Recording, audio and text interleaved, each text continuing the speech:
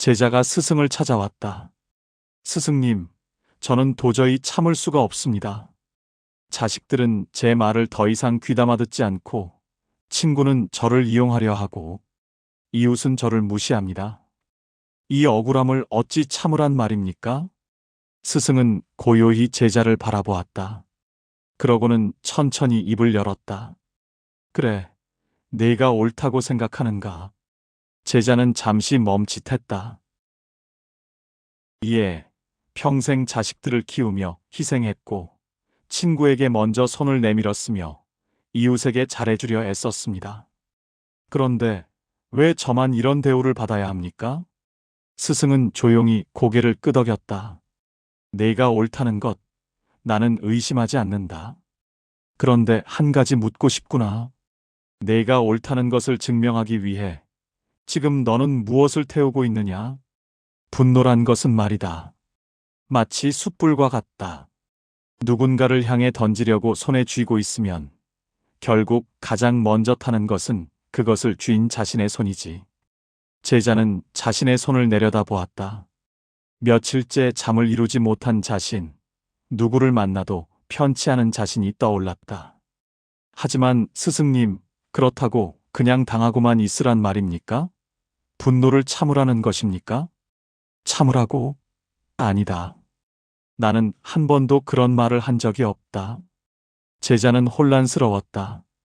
그럼 어떻게 하란 말씀이십니까? 참는 것과 놓는 것은 다르다. 참는다는 것은 이 뜨거운 차를 억지로 삼키는 것과 같다. 목구멍이 타들어가도 꾹 참고 삼키는 거지. 그러면 어찌 되겠느냐? 아니, 타들어갈 것입니다. 그렇다. 그런데 놓는다는 것은 이 차를 식혀서 마시거나 아예 내려놓고 기다리는 것이다. 식을 때까지, 마실만 할 때까지.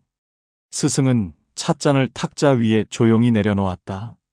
분노를 참으려 하면 그것은 안으로 쌓인다.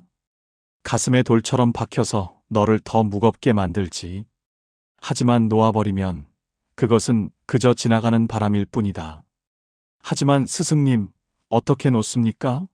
저는 밤마다 그 일들이 떠올라 잠을 이룰 수 없습니다. 참으려 해도 자꾸 화가 치밀어 오릅니다. 내가 지금 화가 난 이유는 무엇이냐? 그들이 저에게 잘못했기 때문입니다. 그래, 그들이 잘못했다. 그런데 그 잘못을 바로잡기 위해 너는 지금 무엇을 하고 있느냐? 제자는 대답하지 못했다. 너는 지금 그들의 잘못을 증명하기 위해 내 안에서 불을 지피고 있다. 밤마다 그 불을 살피고 기름을 붓고 바람을 일으킨다. 그래서 그 불이 꺼지지 않게 말이야. 제자의 얼굴이 굳어졌다. 그런데 말이다. 그 불이 타오를수록 상처받는 것은 누구냐? 저입니다. 그렇다. 그들은 아무것도 모른다.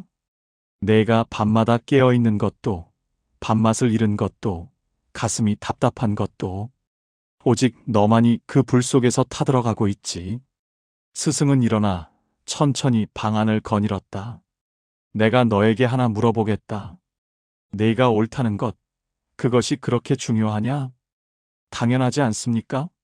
제가 옳지 않다면 제가 억울할 이유도 없지 않습니까? 그렇다면 다시 묻겠다. 내가 옳다는 것을 온 세상이 인정하면 너는 평안해지겠느냐? 잘 모르겠습니다. 구름에 매달리는 한 너는 자유로울 수 없다.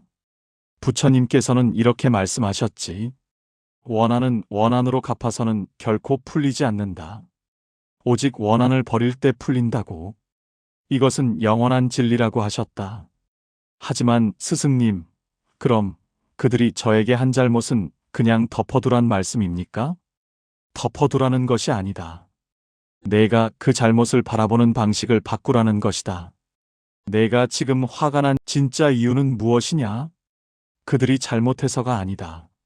내가 기대했던 대로 세상이 움직이지 않아서다. 자식들은 부모 말을 따라야 한다고 생각했고, 친구는 나를 배신하지 말아야 한다고 생각했고, 이웃은 나를 존중해야 한다고 생각했지. 그런데 세상은 내 생각대로 움직이지 않았다. 그렇습니다. 그래서 화가 났다. 세상이 내 뜻대로 되지 않으니까. 그런데 잠깐만 생각해보자. 세상이 언제 내 뜻대로 움직인 적이 있었느냐? 제자는 대답하지 못했다. 자식에게는 자식의 인생이 있다.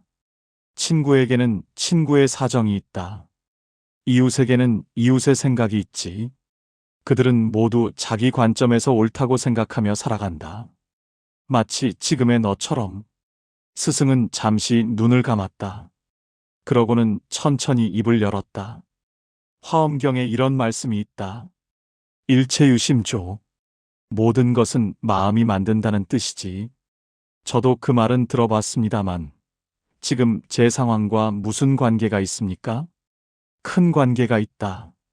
지금 너를 괴롭히는 것은 자식도, 친구도, 이웃도 아니다. 바로 내 마음이다. 내가 묻겠다. 똑같은 일을 겪고도 화내지 않는 사람이 있다면 그 이유는 무엇이겠느냐? 그 사람이 둔하거나 아니면 그 일을 대수롭지 않게 여기기 때문 아닙니까? 아니다. 그 사람은 다르게 바라보기 때문이다. 스승은 창밖을 가리켰다. 저기 나무를 보아라. 저 나무는 바람이 불면 어떻게 하느냐? 흔들립니다. 그렇다. 하지만 부러지지는 않는다. 왜냐하면 저항하지 않기 때문이지. 바람을 적으로 여기지 않고 그저 받아들인다. 만약 저 나무가 바람이 나를 흔드는 것은 잘못이다라고 생각하며 버티면 어찌 되겠느냐? 부러질 것입니다. 그렇다. 지금 너는 세상의 바람에 저항하고 있다. 내가 흔들려서는 안 된다고, 내가 옳다고, 세상이 잘못됐다고 생각하면서 말이다. 제자는 오랫동안 침묵했다. 스승은 그 침묵을 재촉하지 않았다. 그럼 스승님, 한참 후 제자가 입을 열었다. 저는 어떻게 해야 합니까? 바람처럼 그냥 받아들이기만 하면 됩니까? 받아들이되 쓰러지지 말라는 것이다. 나무는 바람에 흔들리지만 뿌리는 흔들리지 않는다. 내 안에 흔들리지 않는 중심을 세워라. 그것이 바로 내려놓음이다. 내려놓음이라는 것이 무엇입니까? 내가 옳다는 생각, 세상이 내 뜻대로 되어야 한다는 생각, 다른 사람이 너를 알아줘야 한다는 생각. 그것들을 내려놓는 것이다. 스승은 일어나서 벽에 걸린 거친 파도가 바위에 부딪히는 그림을 가르쳤다. 저 파도를 보아라. 파도는 바위에 부딪혀 부서진다. 하지만 바다는 아프지 않다. 왜 그러냐? 바다는 파도가 아니니까요. 그렇다. 바다는 파도를 자신이라고 생각하지 않는다. 파도가 일고 사라지는 것을 그저 바라볼 뿐이지. 지금 너는 파도를 자신이라고 생각하고 있다. 화라는 파도, 억울함이라는 파도, 분노라는 파도를 나라고 여기고 있어. 그래서 그 파도가 부서질 때마다 내가 부서지는 것처럼 느껴지는 거다. 그럼 저는 바다가 되어야 한다는 말씀입니까? 그렇다. 내 안에서 일어나는 감정들을 바라보되 그것에 휩쓸리지 말라. 화가 인다는 것을 알아차리되 화 그 자체가 되지 말라. 제자는 고개를 숙였다. 하지만 스승님, 말은 쉽지만 실제로는 너무 어렵습니다. 화가 나는 순간 저는 이미 그 안에 빠져들어 있습니다. 그래서 수행이 필요한 것이다. 처음에는 화가 난 후에야 깨닫는다. 아, 내가 또 화를 냈구나. 그 다음에는 화를 내는 중에 깨닫는다. 내가 지금 화를 내고 있구나. 그리고 나중에는 화가 일어나기 전에 알아차린다. 아, 지금 화가 일어나려 하는구나. 그럼 결국에는 화가 나지 않게 됩니까? 화는 날 수 있다. 그러나 그 화에 사로잡히지 않게 된다. 마치 하늘에 구름이 지나가듯 화도 그저 지나간다. 스승님, 그렇다면 사람들과의 관계는 어떻게 해야 합니까? 저는 사람들과 자꾸 부딪힙니다. 제 생각과 그들의 생각이 다를 때마다 갈등이 생깁니다. 그것은 당연한 일이다. 사람은 각자 다른 눈을 가지고 있으니까. 하지만 분명히 옳고 그름은 있지 않습니까? 옳고 그름이 있다. 그러나 그것은 관점에 따라 다르다. 스승은 잠시 생각하더니 말을 이었다. 산 아래서 산을 보는 사람과 산 위에서 아래를 내려다보는 사람. 이 둘은 같은 것을 보고 있느냐? 아닙니다. 그렇다. 그런데 누가 옳으냐? 제자는 대답하지 못했다. 둘 다 옳다. 각자가 본 것이 진실이니까. 그런데 만약 산 아래 사람이 산은 이렇게 생겼다고 주장하고 산 위 사람이 아니다. 산은 저렇게 생겼다고 우기면 어찌 되겠느냐? 다툼이 일어날 것입니다. 그렇다. 하지만 만약 두 사람이 서로의 자리로 가서 바라본다면 서로를 이해할 것입니다. 스승은 미소 지었다. 사람들과의 갈등은 대부분 여기서 비롯된다. 자기 자리에서만 세상을 바라보고 그것이 전부라고 생각하는 것. 상대의 자리로 가보려 하지 않는 것. 하지만 스승님, 상대방도 제 자리로 와야 하는 것 아닙니까? 왜 제가 먼저 가야 합니까? 스승은 잠시 침묵했다. 그러고는 천천히 입을 열었다. 내가 먼저 가는 것은 상대를 위해서가 아니다. 너를 위해서다. 상대의 자리로 가보면 너는 비로소 자유로워진다. 내가 옳다는 감옥에서 벗어날 수 있지. 그리고 그때 너는 알게 된다. 상대도 자기 나름의 이유가 있었다는 것을. 그럼 제가 틀렸다는 말씀입니까? 틀렸다는 것이 아니다. 내가 본 것은 산의 한 면일 뿐이라는 것이다. 산에는 동서남북이 있고 각 면마다 다른 모습을 하고 있지. 내가 본 것이 전부가 아니라는 것을 아는 순간 너는 더 이상 화낼 필요가 없어진다. 스승은 자리에서 일어나 창밖을 바라보았다. 저 멀리 개울물이 흐르고 있었다. 저 물을 보아라. 물은 가장 부드러운 것이지만 단단한 돌도 깎아낸다. 어떻게 그럴 수 있느냐? 물은 저항하지 않고 흐르기 때문입니까? 그렇다. 물은 돌에 부딪히면 돌을 깨려 하지 않는다. 그냥 돌을 감싸고 흘러갈 뿐이지. 그런데 오랜 시간이 지나면 돌이 닳아 없어진다. 스승은 다시 자리에 앉았다. 노자는 말했다. 세상에서 가장 부드러운 것이 가장 단단한 것을 이긴다고. 물보다 부드러운 것이 없지만 물을 이기는 것도 없다고. 그럼 저도 물처럼 되어야 한다는 말씀입니까? 그렇다. 사람들과 부딪힐 때 너는 돌처럼 단단하게 맞서고 있다. 나는 이렇다. 너는 틀렸다고 하면서 말이다. 그래서 둘 다 부딪히고 깨진다. 하지만 물처럼 부드럽게 흐르면 아무것도 부딪히지 않는다. 상대가 화를 내도 나는 화내지 않고 상대가 욕해도 나는 욕하지 않는다. 그저 흐를 뿐이지. 하지만 그것은 나약한 것 아닙니까? 물이 나약하냐? 물은 나약하지 않다. 물은 강하다. 다만 그 강함을 다르게 쓸 뿐이지. 돌처럼 부딪혀 깨뜨리는 것이 아니라 스며들어 변화시키는 것이다. 스며든다는 것은 무슨 뜻입니까? 상대의 마음에 스며드는 것이다. 화로 화를 대하면 더 큰 화가 되지만 화의 부드러움으로 대하면 화는 녹는다. 내가 자식에게 화내면 자식도 너에게 화낸다. 내가 친구를 원망하면 친구도 너를 멀리한다. 그러나 내가 부드럽게 대하면 그들도 변한다. 당장은 아니더라도 시간이 지나면. 제자는 오랫동안 침묵했다. 스승의 말들이 가슴속 깊이 스며들고 있었다. 스승님, 그럼 저는 앞으로 어떻게 살아야 합니까?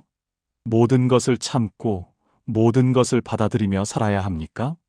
아니다. 중도를 가라. 극단을 피하는 것이다. 화를 내는 것도 극단이고 억지로 참는 것도 극단이다.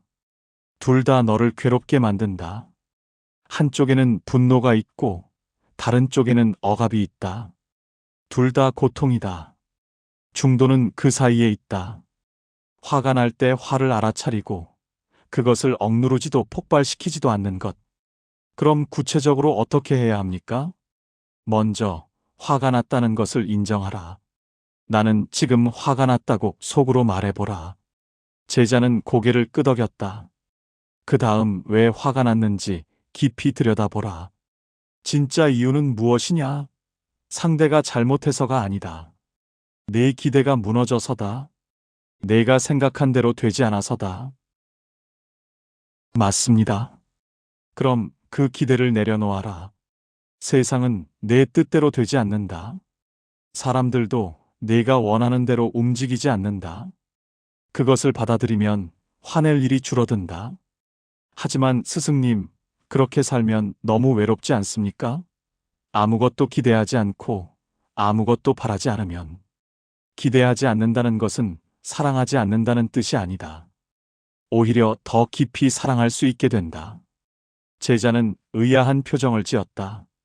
기대가 있을 때 너는 상대를 있는 그대로 보지 못한다.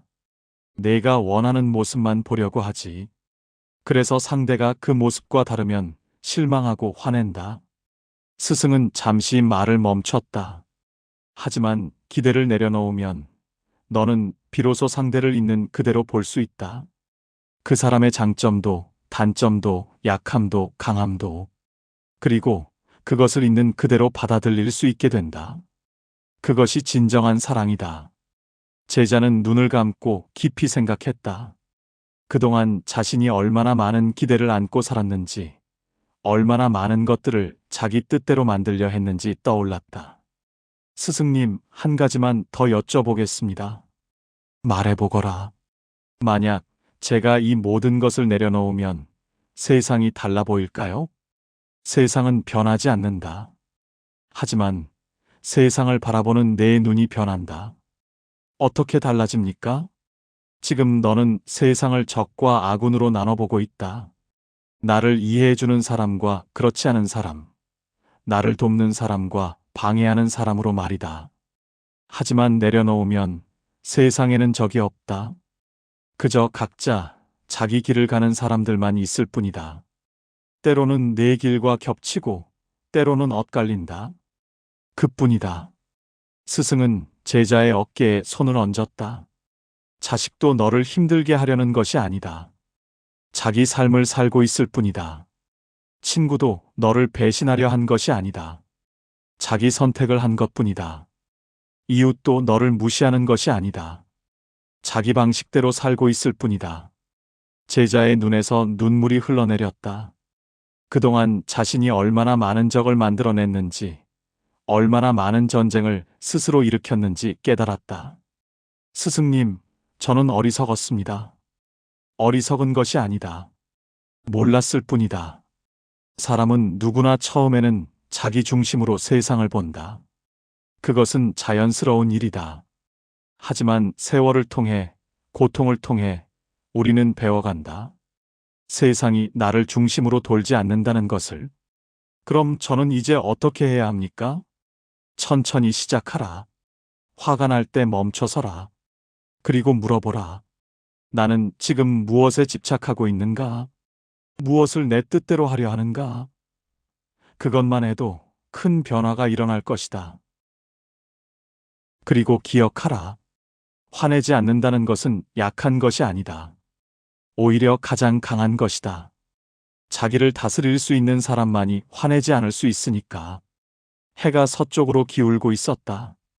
제자는 스승 앞에 앉아 오랫동안 침묵했다. 무언가 가슴속에서 풀려나가는 느낌이 들었다. 스승님, 한 가지만 더 여쭤보겠습니다. 현명한 사람은 정말 화내지 않습니까? 단 한 번도? 현명한 사람도 화는 난다. 그러나 그 화의 주인이 되지 않는다. 주인이 되지 않는다는 것은 무슨 뜻입니까? 화가 나를 움직이게 하지 않는다는 뜻이다. 화가 일어나는 것을 보지만 그 화에 휩쓸리지 않는다. 마치 하늘이 구름을 보듯이. 스승은 창밖의 하늘을 가리켰다. 구름이 천천히 흘러가고 있었다. 저 하늘을 보아라. 구름이 지나가지만 하늘은 변하지 않는다. 검은 구름이 와도 흰 구름이 와도 하늘은 그저 하늘일 뿐이다. 제자는 하늘을 바라보았다. 내 마음도 그렇게 되어야 한다. 화라는 구름이 지나가고, 슬픔이라는 구름이 지나가고, 기쁨이라는 구름이 지나간다. 하지만 내 마음 자체는 변하지 않는 하늘처럼 고요해야 한다. 그것이 가능합니까? 처음부터 되지는 않는다. 하지만 매일 조금씩 연습하면 언젠가는 된다.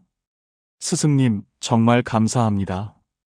오늘 말씀 평생 잊지 않겠습니다. 잊어도 된다. 중요한 것은 기억이 아니라 삶이다. 내 말을 기억하려 하지 말고 내 삶으로 살아내라. 그리고 하나 더.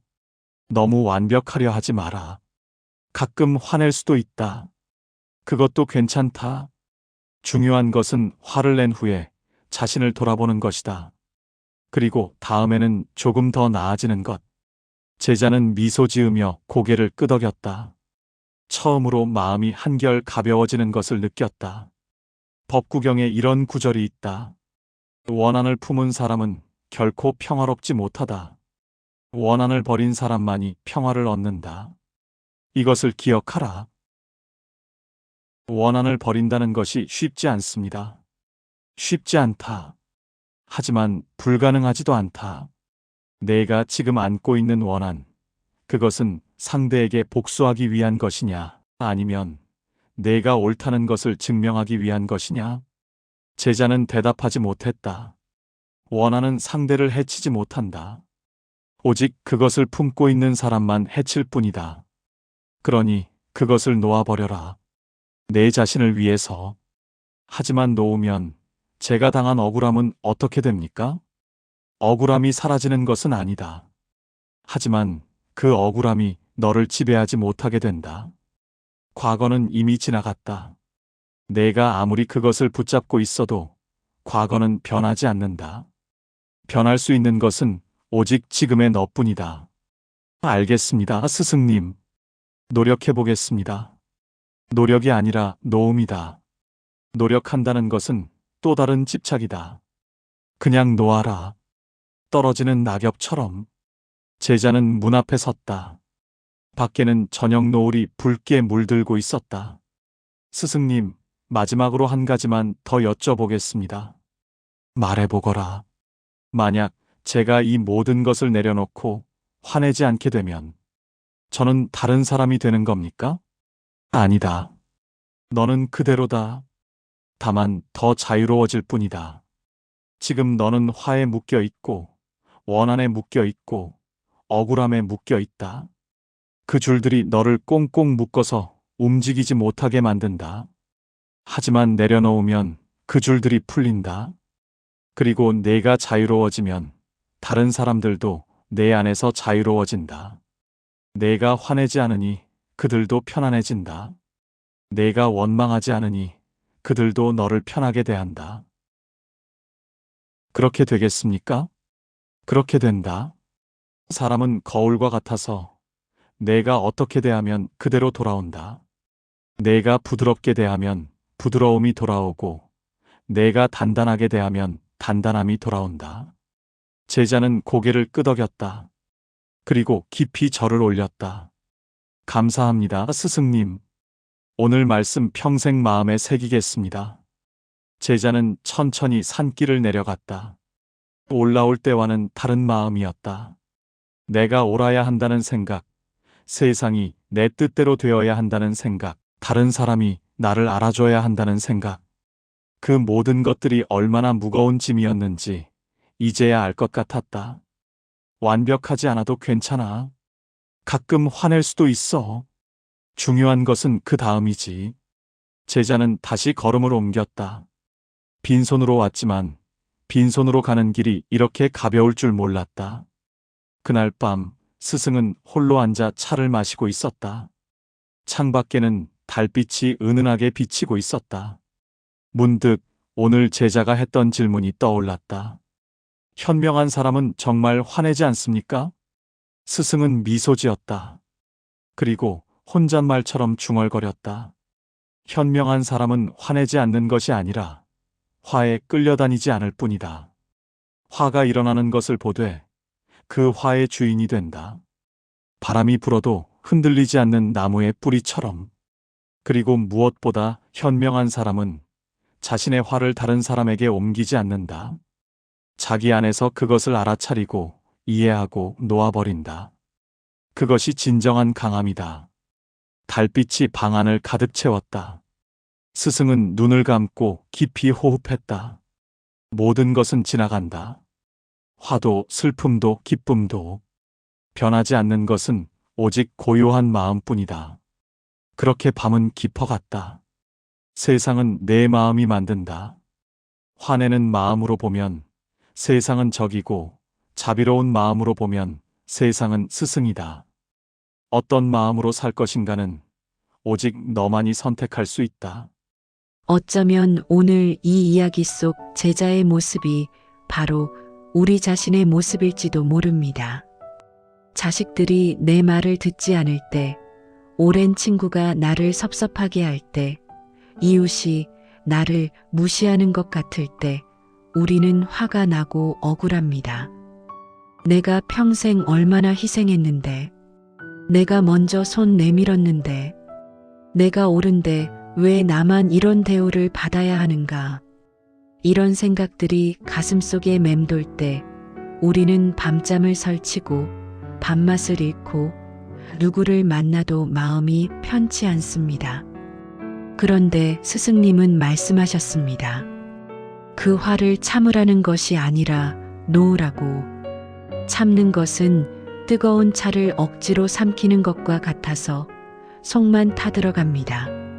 하지만 놓는 것은 그 차를 식혀서 마시거나 내려놓고 기다리는 것입니다. 화도 마찬가지입니다. 억지로 눌러 담으면 병이 되지만 있는 그대로 알아차리고 지나가게 두면 바람처럼 흘러갑니다. 화의 진짜 원인은 상대방이 아닙니다. 세상이 내 뜻대로 되지 않기 때문입니다. 자식은 내 말을 들어야 한다고, 친구는 나를 배신하지 말아야 한다고, 이웃은 나를 존중해야 한다고 기대했는데 세상은 그렇게 돌아가지 않았습니다. 그래서 화가 났습니다. 하지만 생각해 보십시오. 세상이 언제 우리 뜻대로 움직인 적이 있었습니까? 자식에게는 자식의 인생이 있고, 친구에게는 친구의 사정이 있고, 이웃에게는 이웃의 생각이 있습니다.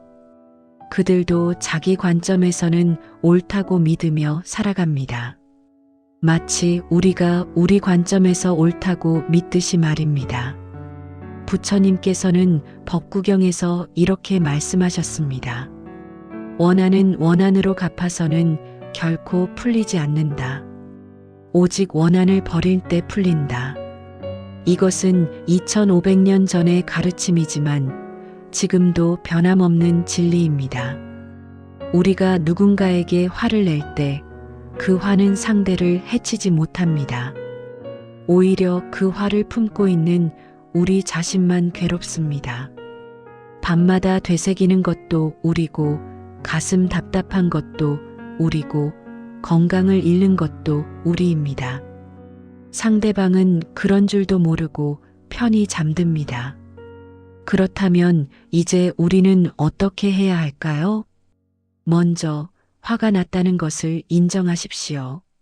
나는 지금 화가 났다고 속으로 말해 보십시오. 그 순간 이미 여러분은 화에서 한 걸음 물러나 있습니다. 화와 자신을 동일시하지 않게 됩니다. 그 다음 왜 화가 났는지 깊이 들여다보십시오. 진짜 이유는 상대가 잘못해서가 아닙니다. 내 기대가 무너졌기 때문입니다. 내가 생각한 대로 되지 않았기 때문입니다. 그렇다면 그 기대를 내려놓으십시오. 세상은 내 뜻대로 되지 않습니다. 사람들도 내가 원하는 대로 움직이지 않습니다. 그것을 받아들이는 순간 화낼 일이 줄어듭니다. 노자는 도덕경에서 말했습니다. 세상에서 가장 부드러운 것이 가장 단단한 것을 이긴다. 물을 보십시오. 물은 돌에 부딪히면 깨지려 하지 않습니다. 그냥 돌을 감싸고 흘러갈 뿐입니다. 그런데 오랜 시간이 지나면 단단한 돌이 물에 의해 닳아 없어집니다. 우리도 그렇게 살 수 있습니다. 자식이 내 말을 듣지 않아도 화내지 않고 부드럽게 대할 수 있습니다.